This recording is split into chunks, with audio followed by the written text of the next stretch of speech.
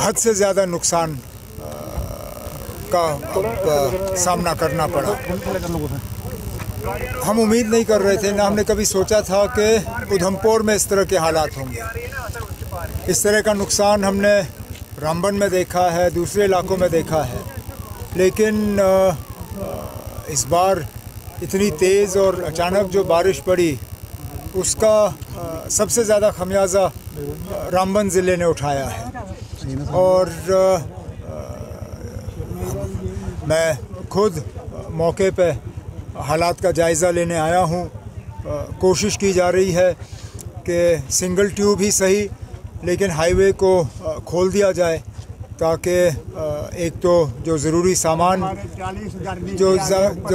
ज़रूरी सामान है वो हम वादी तक पहुंचाना शुरू करें, और दूसरा जहां जहां माली नुकसान हुआ है, मकान कई सारे या तो पूरी तरह से तहस नहस हुए हैं या अब उस हाल में हैं कि उनमें रहा नहीं जा सकता।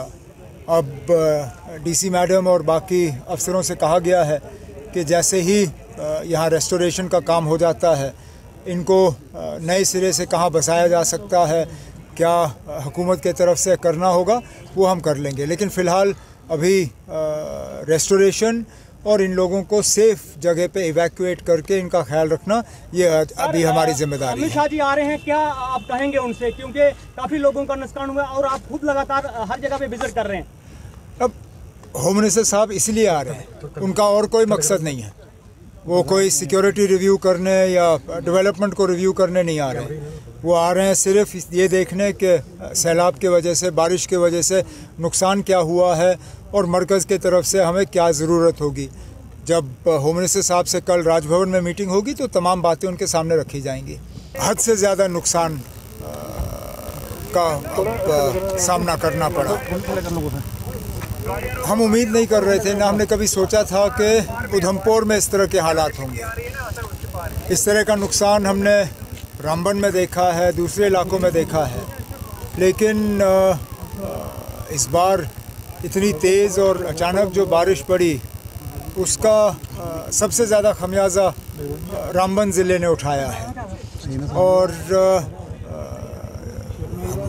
मैं खुद मौके पे हालात का जायज़ा लेने आया हूँ।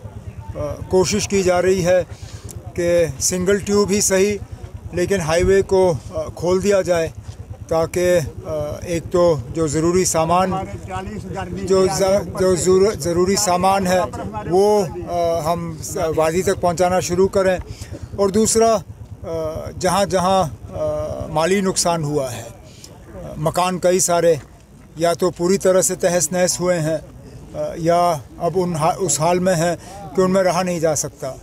अब डीसी मैडम और बाकी अफसरों से कहा गया है कि जैसे ही यहाँ रेस्टोरेशन का काम हो जाता है, इनको नए सिरे से कहाँ बसाया जा सकता है, क्या हुकूमत के तरफ से करना होगा वो हम कर लेंगे। लेकिन फ़िलहाल अभी रेस्टोरेशन और इन लोगों को सेफ़ जगह पे इवैक्यूएट करके इनका ख्याल रखना ये अभी हमारी जिम्मेदारी है। अमित शाह जी आ रहे हैं, क्या आप कहेंगे उनसे, क्योंकि काफ़ी लोगों का नुकसान हुआ और आप खुद लगातार हर जगह पे विजिट कर रहे हैं? अब होम मिनिस्टर साहब इसलिए आ रहे हैं, उनका और कोई मकसद नहीं है। वो कोई सिक्योरिटी रिव्यू करने या डेवलपमेंट को रिव्यू करने नहीं आ रहे। वो आ रहे हैं सिर्फ ये देखने कि सैलाब के वजह से, बारिश के वजह से नुकसान क्या हुआ है और मरकज़ के तरफ से हमें क्या ज़रूरत होगी। जब होम मिनिस्टर साहब से कल राजभवन में मीटिंग होगी तो तमाम बातें उनके सामने रखी जाएंगी।